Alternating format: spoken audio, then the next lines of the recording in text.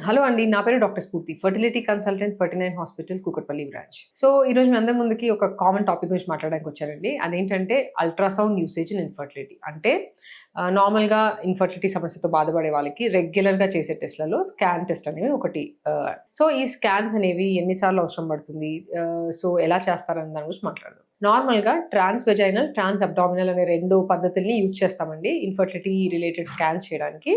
So, ట్రాన్స్ vaginal scan అనేది కామన్‌గా use చేస్తాము. ఆ ట్రాన్స్ వెజైనల్ స్కాన్ ఏంటంటే, నార్మల్‌గా స్కాన్ మెషిన్ ప్రోబ్ కొంచెం పొడవుగా ప్రోబ్ ఉంటుంది. దాన్ని కవర్ చేసి పేషెంట్ పడుకొని ఉంటారు. లిథాటమీ పొజిషన్ అంటాము. ఆ పొజిషన్‌లో ఉన్నప్పుడు జెల్ అనేది అప్లై చేసి స్కాన్ చేయడం జరుగుతుంది.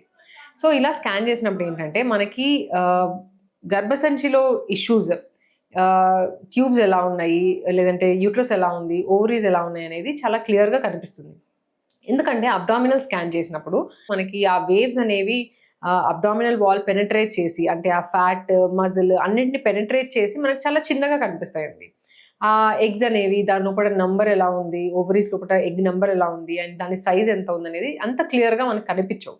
సో, ఈ ట్రాన్స్ వెజైనల్ స్కాన్‌లో ఏంటంటే ఫస్ట్ మనం చూసేది, స్కాన్ చేసినప్పుడు యూట్రస్ అనేది ఎలా ఉంది, ముందుకుందా, వెనకాలకుందా, లేదంటే ఏమైనా అతుకుల్లాగా ఉన్నాయా అనేది మనకు కనిపిస్తుంది అందులో. అండ్ ఆల్సో లైనింగ్, సపోజ్ ఒక డే 2 సైకిల్‌లో చూసినప్పుడు లైనింగ్ ఎలా ఉండాలో అలా ఉందా లేదా? లేదంటే డే 13, 14 ఎగ్ రిలీజ్ అయ్యే టైంలో లైనింగ్ అనేది 3 లైన్ ప్యాటర్న్ ఉండాలి. అలా క్లియర్‌గా కనిపిస్తుందా? ఇవన్నీ చెక్ చేసుకుంటాం.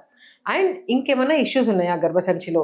మయోమెట్రియం అంటే మజిల్ వాల్ అనేది ఎలా ఉంది? దానిలో ఏమన్నా గడ్డల్లా ఉన్నాయా? లోపట పొరలో ఏమన్నా కణితుల్లా ఉన్నాయా? అవన్నీ మనకు చాలా క్లియర్‌గా మనకి ఈ వెజైనల్ స్కాన్‌లో కనిపిస్తుంది. అలాగే ట్యూబ్స్ అనేవి నార్మల్‌గా స్కాన్‌లో మనకు కనిపించవు. ఒకవేళ ట్యూబ్స్ అనేవి చాలా స్వెల్లింగ్ ఉంటే హైడ్రోసాల్పింగ్స్ అంటాం. ఒకవేళ ట్యూబ్ బ్లాక్ ఉండి లోపట నీరులాగా చేరితే అవి కూడా మనకి స్కాన్స్‌లో కనిపిస్తాయి. అండ్ 2 సైడ్ ఓవరీస్ చూస్తాము. సో, ఎప్పుడైనా స్వీపింగ్ మూవ్‌మెంట్స్‌లో చేస్తాము. సో, ఒక సైడ్ ఓవరీ అనేది ఒక సైడ్ కనిపిస్తుంది. యూట్రస్‌కి అటుపక్కన, ఇటుపక్కన 2 ఓవరీస్ కనిపిస్తాయి. సో, ఆ ఓవరీస్ ఎలా ఉన్నాయి? వాటి సైజ్ ఎలా ఉంది?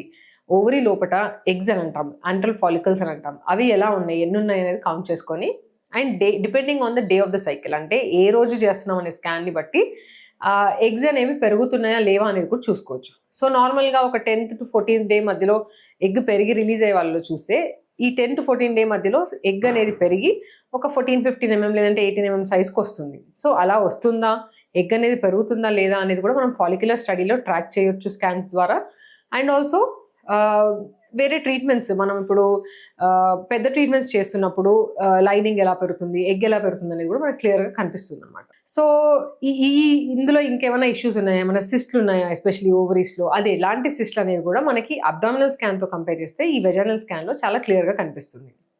సో, ఈ ఇష్యూస్ కాకుండా కొన్ని సార్లు ప్రాబ్లమ్స్ కనిపిస్తున్నప్పుడు మనము స్కాన్ గైడెన్స్, ఆ స్కాన్ ద్వారా దాని గైడెన్స్ తీసుకొని ఆ ఇష్యూస్ సాల్వ్ చేయడం కూడా జరుగుతుందండి. ఎస్పెషల్లీ ఇప్పుడు ఒక్కొక్కసారి యూట్రస్ లోపట ఫ్లూయిడ్‌లా ఉంది. లేదంటే ట్యూబ్ టెస్ట్ చేసేటప్పుడు మనకి ఫ్లూయిడ్ అనేది బయటికొస్తుందా లేదా అనేది కూడా స్కాన్ ద్వారా చూస్తాం. ఇవి మనకి స్కాన్‌లో ఇష్యూస్ ఏమున్నాయనేది మనకి తెలుస్తాయి. అండ్ ఆల్సో కొన్నిసార్లు మనము ట్రీట్మెంట్ కూడా స్కాన్ యూజ్ చేయాలి. ఎస్పెషల్లీ ఏంటంటే ఇప్పుడు పికప్ చేస్తున్నప్పుడు కూడా మనము ట్రాన్స్ వెజైనల్ అల్ట్రాసౌండ్ గైడెన్స్ ద్వారానే పికప్ అనేది చేస్తాం. అంటే స్కాన్ చూసుకొని స్కాన్‌కే ఒక ప్రోబ్ అనేది కనెక్ట్ చేసి దానిలో నీడిల్ పెట్టి ఈచ్ ఎగ్ మనం ఎగ్‌ని తీసుకునే టైంలో స్కాన్ చూసుకొని మనం ఎటువంటి పక్కన ఏం డిస్టర్బెన్స్, ఏ ప్రాబ్లమ్ లేకుండా క్లియర్‌గా ఫాలికల్ ఆస్పిరేషన్ అనేది, అంటే ఊసైడ్ పికప్ అనేది చేస్తామండి. అంటే ఎగ్ పికప్ అంటాం కదా!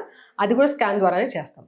సో, ఇవి ట్రాన్స్ వెజైనల్ స్కాన్ యూజెస్ అండి. అదే ట్రాన్స్ అబ్డామినల్ స్కాన్ కూడా ఒక్కొక్కసారి యూజ్ చేస్తాం మనము ఇన్ఫర్టిలిటీ రిలేటెడ్ ఇష్యూస్‌లో.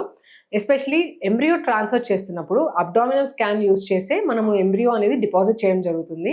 అండ్ ఆల్సో ఇంకేదైనా ఇష్యూస్, అంటే ఎండోమెట్రియల్ ఫ్లూయిడ్ లాగా ఏదైనా ఉంది, లేదంటే ఇంకేదైనా ఆస్పిరేషన్ చేయాలి అన్నప్పుడు, లైనింగ్‌లో ఏమన్నా ఒక్కొక్కసారి క్లీన్ చేయాలి అన్నప్పుడు కూడా స్కాన్ అనేది పెట్టుకొని దాని ద్వారా ఎక్కువ డిస్టర్బెన్స్ ఆర్ ఎక్కువ డ్యామేజ్ కాకుండా జాగ్రత్తగా చేస్తాం.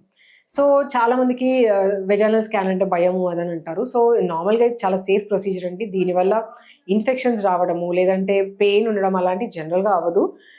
సో, ఇంకా ఈ టాపిక్ గురించి మీకేమైనా డౌట్స్ ఉంటే మీరు మమ్మల్ని సంప్రదించొచ్చు. Thank you.